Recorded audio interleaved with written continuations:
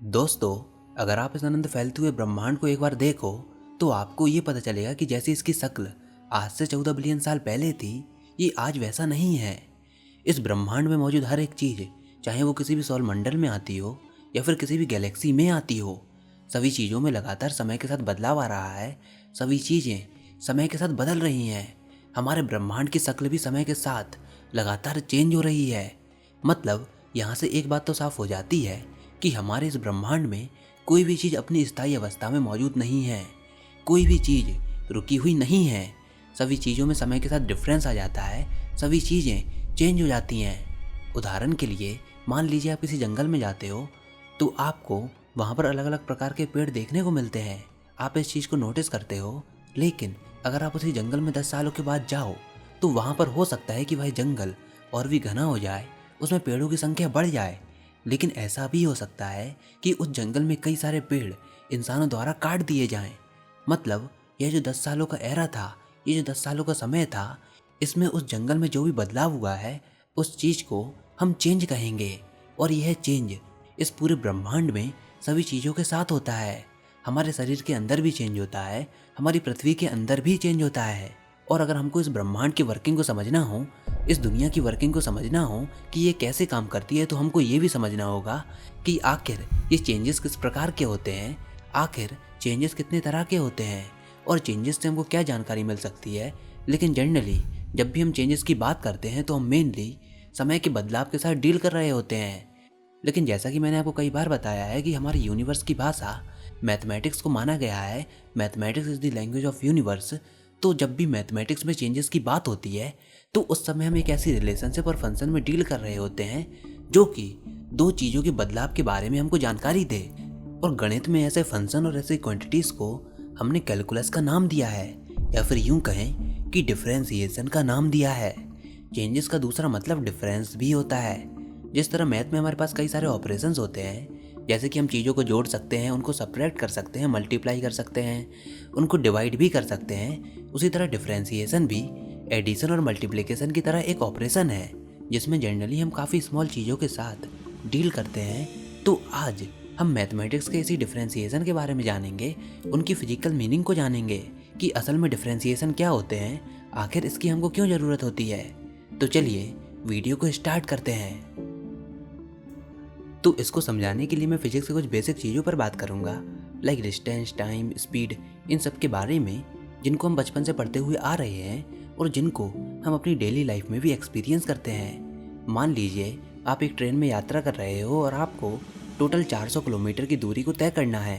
ठीक है, अब ट्रेन चलती है और आप 50 किलोमीटर की दूरी को कवर कर लेते हो। अब मैं आपसे ये सवाल पूछना चाहता हूँ कि आप बची हुई दूरी को कितने समय में तय कर लोगे? क्या आप इसका जवाब दे सकते हो? आपको मन में आ रहा होगा कि हाँ, हम बिल्कुल दे सकते हैं। लेकिन जरा इस सवाल को एक बार गौर से सोचिए। मैंने कहा बची हुई दूरी को आप कितने समय में तय कर सकते हो।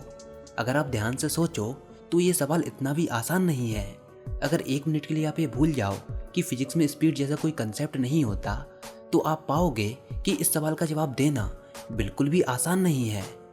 मतलब अगर आपको ये पता करना हो कि बची हुई दूरी को आप कितने समय में कवर कर लोगे, तो आपको समय और दूरी के बीच में एक रिलेशनशिप को डेवलप करना होगा। और डेवलप करने के बाद जो रिलेशनशिप निकल कर आएगी, उस रिलेशनशिप को फिजिक्स में हम स्पीड बोलेंगे, जो कि दो चीज़ों के चेंज को दर्शाती है। पहली चीज़ है डिस्टेंस में चेंज और दूसरी चीज़ है टाइम में चेंज। मतलब अगर मैं आपसे कह देता हूँ कि वह ट्रेन 100 किलोमीटर प्रति घंटे की रफ्तार से चल रही है, तो ऐसे में अब आप बड़ी ही आसानी से ये बता दोगे कि कितने समय में आप बची हुई दूरी को कवर कर लोगे। टोटल दूरी थी 400 किलोमीटर, आपने कवर कर ली 50 किलोमीटर, तो आपको डिस्टेंस और कितना कवर करना है? 350 किलोमीटर। और स्पीड कितनी है? 100 किलोमीटर पर आवर। और अगर आप इस फॉर्मूले के हिसाब से इन सबको कैलकुलेट करो तो कैलकुलेशन करने पर समय की वैल्यू कितनी आएगी? 3.5 आवर्स। तो मतलब स्पीड जो है वो एक चेंज को दिखाती है, एक रेट ऑफ चेंज को दर्शाती है, और वह रेट ऑफ चेंज होता है डिस्टेंस के रिस्पेक्ट में। तो मतलब स्पीड फिजिक्स में एक ऐसी रिलेशनशिप है जो कि डिस्टेंस का चेंज समय के रिस्पेक्ट में बताती है। अब यहाँ पर स्पीड भी दो तरीके की होती है, एक होती है एवरेज स्पीड और एक होती है इंस्टेंटेनियस स्पीड। लेकिन उससे पहले आप ये देखिए कि आपको स्पीड या फिर कोई भी रेट ऑफ चेंज निकालने के लिए दो पॉइंट्स की ज़रूरत होती है, पॉइंट ए और पॉइंट बी। मतलब हमारे ट्रेन वाले केस में पहला चेंज ऑफ डिस्टेंस और दूसरा चेंज ऑफ टाइम। मतलब किसी भी चीज़ के रेट ऑफ चेंज निकालने के लिए हमको 2 पॉइंट्स की ज़रूरत होती है कि चीज़ें कहाँ से कहाँ तक चेंज हुई हैं, कब से कब तक चेंज हुई हैं। पर स्पीड के केस में जो इस फॉर्मूले से स्पीड निकलती है उसको हम कहेंगे एवरेज स्पीड। जैसे डिस्टेंस में डिफरेंस कितना आया 400 माइनस 50, और टाइम में डिफरेंस कितना आया 3.5 माइनस 0, क्योंकि हमने अपना डिस्टेंस 0 टाइम से स्टार्ट किया था। इसको कैलकुलेट करने पर जो हमको एवरेज स्पीड की वैल्यू मिलेगी वो होगी 100 किलोमीटर पर आवर। अब दूसरा केस ये है कि मान लीजिए जो ट्रेन चल रही है लेकिन अचानक से अनफॉर्चुनेटली एक दूसरी ट्रेन सामने से आ जाती है और दोनों ट्रेन्स का आपस में कोलिजन भी हो जाता है। तो अब अगर मैं आपसे पूछूं कि कोलिजन के दौरान, कोलिजन के समय ट्रेन की रफ्तार कितनी थी, तो क्या अब आप इसको बता पाओगे? दिखने में ये सवाल भी आसान लग रहा होगा, बट ये इतना आसान है नहीं, क्योंकि ऐसे में आप एवरेज स्पीड का फॉर्मूला नहीं लगा सकते। क्योंकि मैं पूछ रहा हूँ कि जब टक्कर हुई उस इंस्टेंट पर क्या स्पीड थी, या फिर उस पल क्या स्पीड थी, या फिर इंस्टेंटेनियस स्पीड क्या थी। लेकिन डेफिनेटली जो भी स्पीड रही होगी वो एवरेज स्पीड तो नहीं हो सकती। लेकिन चलिए फिर भी हम एवरेज स्पीड का फॉर्मूला लगाने की कोशिश करते हैं। तो कोलिजन के समय चेंज इन डिस्टेंस कितना हुआ होगा? तो ऑब्वियसली जब टक्कर हुई तो डिस्टेंस में कोई भी चेंज नहीं हुआ होगा, और समय में कितना डिफरेंस हुआ होगा? 0, क्योंकि हम जर्नी की बात नहीं कर रहे हैं, हम सिर्फ कोलिजन की बात कर रहे हैं कि कोलिजन के समय कितना टाइम डिफरेंस था। तो ऑब्वियसली 0 टाइम डिफरेंस था। और जब हम एवरेज स्पीड में इसको पुट करते हैं तो हमको 0/0 मिलता है, और 0/0 तो अनडिफाइंड होता है। तो फिर उस इंस्टेंट पर स्पीड को कैसे पता लगाया जाए? इस सवाल पे काफ़ी लंबे समय तक सोचा गया। कई सारे लोगों ने इस सवाल को काफ़ी डीप में सोचा। उसके बाद हमारे पास एक ऐसा तरीका आया जो कि दिखने में तो दूर से मीनिंगलेस लग रहा था, लेकिन जब हम उसके एक्चुअल रिजल्ट को देखते हैं तो हम काफ़ी हैरान हो जाते हैं। और जो वो तरीका निकल कर सामने आया उसमें हमने कैलकुलस और लिमिट के कंसेप्ट का इस्तेमाल किया है। तो चलिए उस तरीके को जानते हैं। तो मान लीजिए आप एक बाइक चला रहे हो और मैं आपसे पूछता हूँ कि टाइम इक्वल टू 15 सेकेंड पर मुझको अपनी इंस्टेंटेनियस स्पीड बताओ। तो ऐसे में जो हमारे पास डिफ्रेंसिएशन का तरीका है वो दूर से दिखने में आपको मीनिंगलेस लगे, लेकिन जब हम उसको अप्लाई करते हैं तो एक्चुअल में हमको रिजल्ट काफ़ी सही मिलते हैं। तो मैं आपसे पूछता हूँ कि एक इंस्टेंट को आप क्या समझते हो? मतलब एक पल समय कितना होता है? तो एक इंस्टेंट एक्चुअल में काफ़ी छोटा समय होता है। मतलब इतना छोटा समय जो कि 0 के काफ़ी नज़दीक हो लेकिन 0 नहीं हो। मतलब एक तरफ है 0 और दूसरी तरफ है 0.00001। तो इस टाइम का जो डिफरेंस होगा उसको हम बोलेंगे एक पल, एक इंस्टेंट। तो इसी छोटे से इंटरवल को हम लिमिट से भी डील करते हैं। हम बोल देते हैं कि लिमिट t टेंड्स टू 0। मतलब समय की वैल्यू 0 को अप्रोच कर रही है। 0 नहीं है, 0 के पहले जो नंबर है वही है, लेकिन 0 नहीं है। तो मैंने पूछा था कि t इक्वल टू 15 सेकेंड पर इंस्टेंटेनियस स्पीड क्या होगी? तो हमारे डिफरेंशिएशन और लिमिट्स के कंसेप्ट के अनुसार हमको अपने मन के अनुसार एक दूसरे पॉइंट को इमेजिन करना होगा। हम एक दूसरे पॉइंट को इमेजिन कर लेंगे और फिर उनके डिफरेंस को फाइंड कर लेंगे, क्योंकि असल में हमको डिफरेंस फाइंड करने के लिए 2 पॉइंट की ज़रूरत होती है, जैसे कि हम एवरेज स्पीड में फाइंड करते थे। और इंस्टेंटेनियस स्पीड के केस में दूसरा पॉइंट हमने खुद ही अपने मन से अज्यूम कर लिया। बस कंडीशन ये है कि टाइम का वो पॉइंट हमारे ओरिजिनल टाइम के पॉइंट से बिल्कुल पास में होना चाहिए। मतलब वो दूसरा पॉइंट हमारे ओरिजिनल पॉइंट को अप्रोच करना चाहिए। जैसे मैंने बोला था कि t इक्वल टू 15 सेकेंड, तो हम अपने अनुसार अपने अकॉर्डिंग दूसरा पॉइंट मान लेते हैं 14.99999 या फिर 15.00001। मतलब ये दूसरा पॉइंट हमारे ओरिजिनल पॉइंट के काफ़ी क्लोज में है। ऐसे में जो टाइम डिफरेंस की वैल्यू निकल कर आएगी वो काफ़ी स्मॉल होगी, या फिर यूं कहें कि वो 0 को अप्रोच करेगी लेकिन 0 नहीं होगी। लेकिन जब हमने एवरेज स्पीड में टाइम का डिफरेंस निकाला था तो उस समय उसकी वैल्यू 0 आ रही थी, लेकिन इस केस में टाइम की वैल्यू 0 को अप्रोच तो कर रही है लेकिन 0 नहीं है। टाइम का डिफरेंस काफ़ी माइन्यूट है बट 0 नहीं है, और अगर 0 नहीं है तो हमको 0/0 फॉर्म भी नहीं मिलेगी। और ऐसे में हम कैलकुलेशन कर सकते हैं। तो अब जैसे हमने टाइम का डिफरेंस कैलकुलेट किया वैसे ही हम डिस्टेंस का भी डिफरेंस कैलकुलेट कर लेंगे। अपने अनुसार एक दूसरे पॉइंट को इमेजिन कर लेंगे।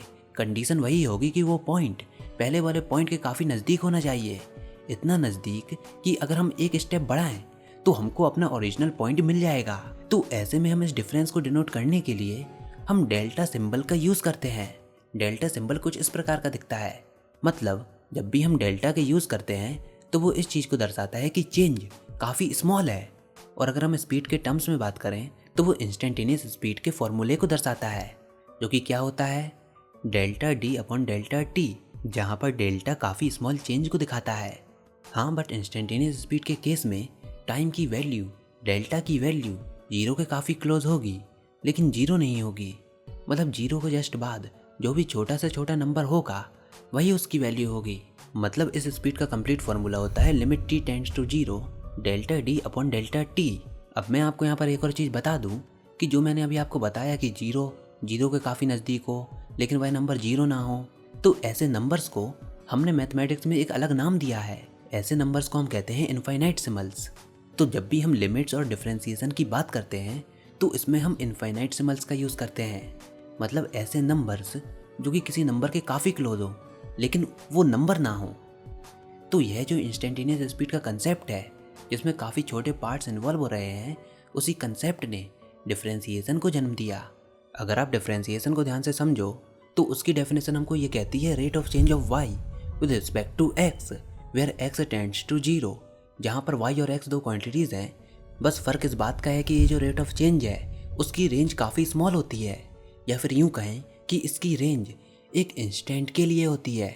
मान लीजिए मैं आपको इस फिगर का एरिया फाइंड करने के लिए कहता हूँ, तो देखिए इस फिगर का एरिया हम नॉर्मल तरीके से फाइंड नहीं कर सकते क्योंकि हमारे पास इसका एरिया फाइंड करने का कोई फॉर्मूला है ही नहीं। लेकिन अगर इसकी जगह पर स्क्वायर या फिर रेक्टेंगल होता तो हम x इंटू वाई या फिर लेंथ इंटू ब्रेथ फार्मूला लगाकर उसका एरिया इजीली फाइंड कर सकते थे। लेकिन कैलकुलस की मदद से हम इस इरेगुलर शेप वाले फिगर के एरिया को भी फाइंड कर सकते हैं, कैलकुलेट कर सकते हैं। वो कैसे? तो हम क्या करते हैं कि इस फिगर में हम एक रेक्टेंगुलर स्ट्रिप को ड्रॉ करते हैं। मतलब इस पूरे फिगर को कई सारे रेक्टेंगुलर स्ट्रिप्स में डिवाइड कर देते हैं। इन रेक्टेंगुलर स्ट्रिप्स को इतना छोटा डिवाइड करते हैं कि उनकी लेंथ जीरो को अप्रोच करती है लेकिन जीरो नहीं होती। मतलब यहाँ पर इनफाइनाइट सिम्बल्स का कंसेप्ट यूज़ करते हैं। जीरो के बाद जीरो से बड़ी वैल्यू होती है, मान लीजिए 0.0001। तो इतने कम लेंथ की हमने रेक्टेंगुलर स्ट्रिप्स लिए हैं। हमने इस पूरे फिगर को कई सारे रेक्टेंगुलर स्ट्रिप्स में डिवाइड कर दिया, काफ़ी सारी रेक्टेंगुलर स्ट्रिप्स में। और अगर आप दो कंसेक्यूटिव रेक्टेंगुलर स्ट्रिप को कंपेयर करो तो आपको ये पता चलेगा कि उनके साइज़, उनकी लेंथ और उनकी ब्रेथ में कोई भी ज़्यादा डिफरेंस नहीं है, वो ऑलमोस्ट सेम ही होती हैं। अगल बगल की दो रेक्टेंगुलर स्ट्रिप्स ऑलमोस्ट सेम ही होती हैं, जिन पर हम अप्रॉक्सीमेशन का कंसेप्ट लगाकर उनको सेम ही मान सकते हैं। लेकिन जब आप कई सारी रेक्टेंगुलर स्ट्रिप्स को आपस में कंबाइन करते हो और उनका एडिशन करते हो तो आपको फाइनली उस कंप्लीट फिगर का एरिया भी मिल जाएगा। वो कैसे? क्योंकि आपने इस फिगर को रेक्टेंगुलर स्ट्रिप्स में डिवाइड किया था और रेक्टेंगुलर स्ट्रिप्स का तो एरिया फाइंड कर सकते हो। तो अगर आपने एक रेक्टेंगुलर स्ट्रिप का एरिया फाइंड कर लिया तो उसके बगल वाली रेक्टेंगुलर स्ट्रिप का आप फाइंड कर सकते हो और फिर उसके बगल वाली का भी कर सकते हो। और जब आप सारे रेक्टेंगुलर स्ट्रिप्स को आपस में जोड़ दोगे तो आपको कंप्लीट फिगर का भी एरिया मिल जाएगा। मतलब डिफरेंशिएशन में आप पहले पूरे फिगर को डिवाइड करो और फिर सारे टुकड़ों को आपस में जोड़ दो, आपस में इंटीग्रेट कर दो। तो ये था डिफरेंशिएशन और इंटीग्रेशन का मेन कंसेप्ट कि पहले तोड़ो फिर बाद में जोड़ो, कि पहले काफ़ी छोटे छोटे टुकड़ों में तोड़ो, उनका डिफरेंस फाइंड करो और फिर उन सबको आपस में जोड़ दो, उनका एडिशन करो। चलिए मैं आपको एक सिंपल सी रिलेशन दिखाता हूँ, y equal to X square. मतलब ये एक ऐसी रिलेशन है जिसमें अगर आप x की अलग अलग वैल्यूज़ को पुट करते हो तो उसके करस्पॉन्डिंग आपको y की डिफरेंट वैल्यू मिल जाती हैं। जैसे अगर आप x की वैल्यू 2 पुट करते हो तो 2 स्क्वायर यानी कि 4, तो y की वैल्यू आपको मिल जाती है 4। ऐसे ही अगर आप x की वैल्यू 3 पुट करते हो तो y की वैल्यू आपको मिल जाती है 9। 4 पुट करते हो तो आपको y की वैल्यू मिल जाती है 16। तो अब हम इस रिलेशन को डिफरेंशिएट करेंगे, इसके डिफरेंशिएशन को फाइंड करेंगे इंस्टेंटेनियस और रेट ऑफ चेंज वाले कंसेप्ट से। लेकिन हाँ, डिफरेंशिएशन को करने के लिए एक बात ज़रूरी होती है कि दो पॉइंट्स में आपस में कोई ना कोई किसी न किसी तरीके से रिलेशन होनी चाहिए। अगर दो क्वांटिटीज़ के बीच में कोई भी रिलेशनशिप नहीं है तो ऐसे केस में हम डिफरेंशिएशन को बिल्कुल भी फाइंड नहीं कर सकते। जैसे यहाँ पर y और x में रिलेशन है, तो जब भी आप डिफरेंशिएशन फाइंड करते हो तो जिस किसी भी दो वैल्यूज़ को आप डिफरेंशिएट कर रहे हो उन दोनों क्वांटिटीज़ को आपस में किसी न किसी तरीके से रिलेट होना चाहिए। लेकिन हमारे इस केस में y और x आपस में पहले से ही जुड़े हुए हैं। तो अब हम delta y upon delta x की वैल्यू फाइंड करेंगे। तो y में चेंज निकालेंगे। यहाँ पर हमको अप्रॉक्सीमेशन का कंसेप्ट भी लगाना होगा। y का एक नया पॉइंट अपने आप से अज्यूम करना होगा जो कि x के काफ़ी क्लोज में हो। मान लीजिए वो पॉइंट है डेल्टा x। डेल्टा x काफ़ी स्मॉल वैल्यू है, तो इस रिलेशनशिप के अकॉर्डिंग डेल्टा y में कितना चेंज होगा, x प्लस डेल्टा x का होल स्क्वायर, क्योंकि y की वैल्यू क्या है, x स्क्वायर, और हमने y में एक नया पॉइंट अज्यूम क्या किया है, डेल्टा x, तो x प्लस डेल्टा x का होल स्क्वायर। तो अब delta y upon delta x की नई वैल्यू क्या होगी, x प्लस डेल्टा x का whole square minus x square upon delta x। अब हम इसको आगे सॉल्व करेंगे, होल स्क्वायर को ओपन करेंगे और फर्दर कैलकुलेशन करेंगे। तो देखिए x प्लस डेल्टा x का होल स्क्वायर कितना होगा, x square plus delta x का square plus 2x delta x minus x square upon delta x. अब क्या होगा, एक्स स्क्वायर से एक्स स्क्वायर कैंसिल हो जाएगा, तो अब हमको रिजल्ट क्या मिलेगा, delta x square plus 2x delta x upon delta x. अब न्यूमरेटर में से हम डेल्टा एक्स कॉमन ले लेंगे और डिनोमिनेटर से उसको कैंसिल कर देंगे। तो फाइनल हमको delta y upon delta x की वैल्यू क्या मिली, डेल्टा x प्लस 2x। अब यहाँ पर हम लिमिट और अप्रॉक्सीमेशन के कंसेप्ट को यूज़ करेंगे, क्योंकि हमने ये माना था कि डेल्टा x जीरो के काफ़ी क्लोज है लेकिन जीरो नहीं है। तो हम ये मान लेंगे कि डेल्टा x की वैल्यू जीरो को अप्रोच करेगी, और अगर जीरो को अप्रोच करेगी तो हम डेल्टा x की जगह जीरो भी पुट कर सकते हैं, और ऐसे में कंसेप्ट लग जाएगा लिमिट का, limit delta x tends to zero. तो फाइनली हम डेल्टा x की जगह जीरो पुट कर सकते हैं या फिर जीरो मान सकते हैं। तो फाइनली हमको वैल्यू क्या मिलेगी, limit delta x tends to zero delta y upon delta x equal to 2x, और limit delta x tend to zero delta y upon delta x को हम dy अपॉन dx भी लिख सकते हैं। तो dy अपॉन dx इस case में कितना आएगा, 2x, जो कि डिफरेंशिएशन को रिप्रेजेंट करता है। यानी कि हमने y equal to X square वाली रिलेशन को डिफरेंशिएट कर दिया विद रिस्पेक्ट टू x, और डिफरेंशिएट करने के बाद जो रिजल्ट हमको मिला वो आया 2x, जो कि हमारे स्टैंडर्ड रिजल्ट से मैच करता है। अगर आपने डिफरेंशिएशन को थोड़ा पढ़ा है तो आप y equal to X square का डिफरेंशिएशन बिल्कुल आसानी से निकाल सकते हो, लेकिन यहाँ पर हमने इंस्टेंटेनियस रेट ऑफ चेंज और लिमिट्स और अप्रॉक्सीमेशन के कंसेप्ट को यूज़ किया। हमने इसमें कोई भी फॉर्मूला अप्लाई नहीं किया, तो आंसर हमको सेम मिला, लेकिन निकालने का कंसेप्ट अलग था। इसी तरह आप x की पावर 5 को भी डिफरेंशिएट कर सकते हो, x की पावर n को भी डिफरेंशिएट कर सकते हो, लेकिन अब जरूरी नहीं कि फंक्शन केवल एल्जेब्रिक हों। प्रैक्टिकल एप्लीकेशन में हमको तरह तरह के फंक्शन देखने को मिलते हैं, जैसे ट्रिग्नोमेट्रिक, लॉगरिथमिक, हाइपरबोलिक। तो ऐसे में हम x की जगह पर sine x, cos x, sine hyperbolic x, log x को रिप्लेस कर देते हैं, लेकिन निकालने का कंसेप्ट सेम ही होगा। अब डिफरेंशिएशन के हमारे नेचर में और हमारे लिए खुद भी कई सारे प्रैक्टिकल एप्लीकेशंस होते हैं। लाइक अगर आपको किसी रॉकेट को स्पेस में भेजना हो तो हमको डिफरेंशिएशन की ज़रूरत होती है, जिससे कि हमको रॉकेट की ट्रैजेक्टरी में लगातार चेंजेस का पता चलता रहे कि वो स्पेस में किस डायरेक्शन में जा रहा है। ऐसे ही फिजिक्स में भी पर्टिकुलरली कई सारी चीज़ों को फाइंड करने के लिए डिफरेंशिएशन को हम यूज़ करते हैं। जैसे पोजीशन के रेट ऑफ चेंज को हम वेलोसिटी कहते हैं, वेलोसिटी के रेट ऑफ चेंज को हम एक्सेलरेशन कहते हैं। मतलब अगर आपको पोजीशन के लिए एक इक्वेशन डिफाइन कर दी जाए तो डिफरेंशिएशन एक ऐसा औजार है जिससे खाली आप उस इक्वेशन की मदद से पोजीशन के साथ साथ वेलोसिटी की इक्वेशन भी बता सकते हो और एक्सेलरेशन की इक्वेशन भी बता सकते हो। और अगर आपको टाइम की वैल्यू भी दे दी जाए तो आपको समय के उस पर्टिकुलर इंटरवल पर सारी चीज़ों का डाटा भी मिल जाएगा। पोजीशन के साथ साथ वेलोसिटी का भी पता चल जाएगा और वेलोसिटी के साथ साथ एक्सेलरेशन का भी पता चल जाएगा। तो मतलब डिफरेंशिएशन के हमारे वर्ल्ड में, हमारे नेचर में तरह तरह के एप्लीकेशन हैं, क्योंकि डिफरेंशिएशन में डिफरेंस का मतलब डिफरेंस प्लस डिवीज़न है, या फिर यूं कहें कि एक चेंज है, और चेंजेस हमारे नेचर में लगातार होते रहते हैं। इंसान ग्रो करता है, डाटा फ्लक्चुएट होता है, एनवायरमेंटल चेंजेस होते हैं, यूनिवर्स में भी चेंजेस होते हैं और तरह तरह के चेंजेस होते हैं। तो डिफरेंशिएशन को ऐसे ही इग्नोर नहीं किया जा सकता। फिलहाल मैंने आपको इस वीडियो में खाली डिफरेंशिएशन का ओवरव्यू ही दिया है। लाइक हमने इसमें ये बात नहीं की कि आखिर डिफरेंशिएशन आया कहाँ से, इसको किसने इन्वेंट किया, इसके पीछे की पूरी हिस्ट्री क्या थी, इन सभी के बारे में हमने नहीं जाना। हमने अभी खाली इसका कंसेप्ट ही जाना है। अगर आप चाहोगे तो उस पर भी मैं एक वीडियो बना दूंगा। लेकिन फिलहाल आप ये बताइए कि आपको ये वीडियो कैसी लगी। आई होप आपको ये वीडियो जरूर पसंद आई होगी। अगर ऐसा है तो नीचे कमेंट सेक्शन में लिखकर जरूर बताइए। इस वीडियो को लाइक कीजिए, अपने दोस्तों के साथ शेयर कीजिए, और अगर आपने हमारा चैनल अभी तक सब्सक्राइब नहीं किया तो इसको सब्सक्राइब कर लीजिए ताकि आगे आने वाली कोई वीडियोस और अपडेट्स आपसे मिस ना हो पाएं।